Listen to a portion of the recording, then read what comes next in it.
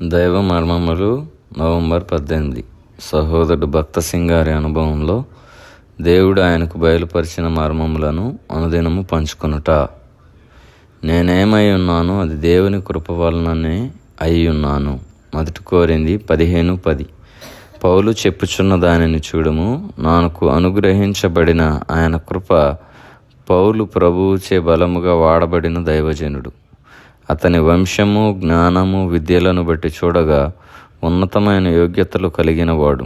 అటు తరువాతనే అతడు అపోస్తలుడాయను. ఆయనను ఏమనుచున్నాడు? నేనేమై ఉన్నాను అది దేవుని కృప వలనే అయి ఉన్నాను. మనం తిరిగి జన్మించగా ప్రతి వారికి ఏదో ఈవిని దేవుడు ఇచ్చుచున్నాడు. అయితే దాన్ని బట్టి మనము గర్వించకూడదు. విద్యావంతులు కూడా ఈ దినములలో నోరు తెరిచి యేసుక్రీస్తు గురించి ధైర్యంతో చెప్పరు. అంత భయము. దేవుడైతే వెర్రివాని సహితము తన సువార్తను ప్రకటించుటకు వాడుకొనగలడు. కుటుంబపు అంతస్తు, విద్య మొదలగు వేటిని బట్టి అయినను మనము అతిశయించుటకు వీలు లేదు. అనుదినము ఆయన కృప కొరకు వందనస్తులమై దీనులముగా సాత్వికులముగా ఉన్నప్పుడే దేవుడు మనలను వాడుకొనగలడు.